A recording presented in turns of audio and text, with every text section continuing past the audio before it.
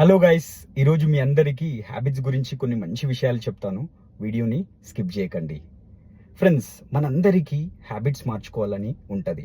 అందరికీ మార్నింగ్ టైంకి లేచి వర్కౌట్కి వెళ్ళి, టైంకి ఆఫీస్కి వెళ్ళి, మంచి ఫుడ్ తిని, మంచి బుక్స్ చదివి, మంచి నాలెడ్జ్ పొందించుకోవాలని అందరికీ ఉంటుంది. కానీ కొంతమంది మాత్రమే ఇవన్నీ చేయగలుగుతారు.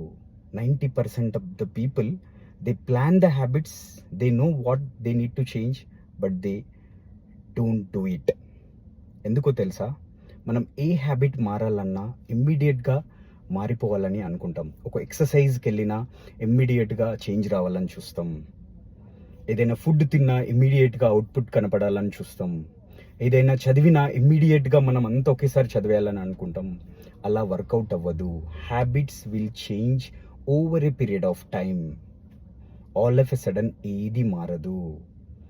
జేమ్స్ క్లియర్ అటామిక్ హ్యాబిట్స్ బుక్లో ఒక మంచి విషయం చెప్పారు. ఏమంటున్నారంటే 1% ఇంప్రూవ్మెంట్ డైలీ, ఇది కంటిన్యూస్గా 1 year చేస్తే ఏదైనా కావచ్చు, 37% ఇంప్రూవ్మెంట్ జరుగుతుంది ఎండ్ ఆఫ్ ద ఇయర్ కల్లా. ఫర్ ఎగ్జాంపుల్, మీరు జిమ్కి వెళ్ళాలనుకుంటున్నారు, స్లోగా 1% ఇంప్రూవ్మెంట్, 15 minutes చేయండి, హాఫ్ అన్ అవర్ చేయండి. అలా ఈ కంటిన్యూటీ మెయింటైన్ చేస్తే డెఫినెట్గా మనకి చాలా రిజల్ట్ ఉంటుంది. Not only on the physical activity, any habit that you want to change. Book reading కావచ్చు, ఇనీషియల్ 1 page చదవండి డైలీ, అలా ఇంప్రూవ్ చేసుకుంటూ వెళ్ళండి, అది హ్యాబిట్గా మారిపోతుంది.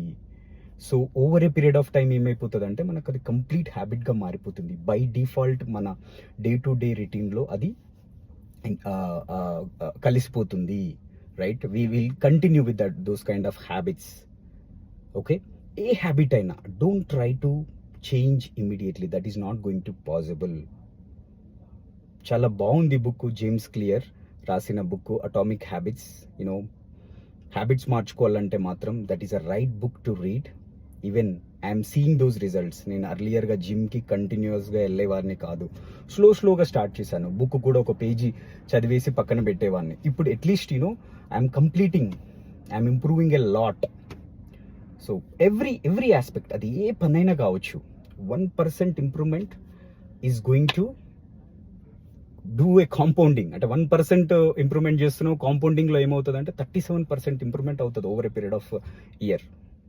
Right, this works and it is working for me. Change your habits, otherwise remember, your life never changes. Thank you. We'll meet in the next video. Like and share my video and subscribe to my channel.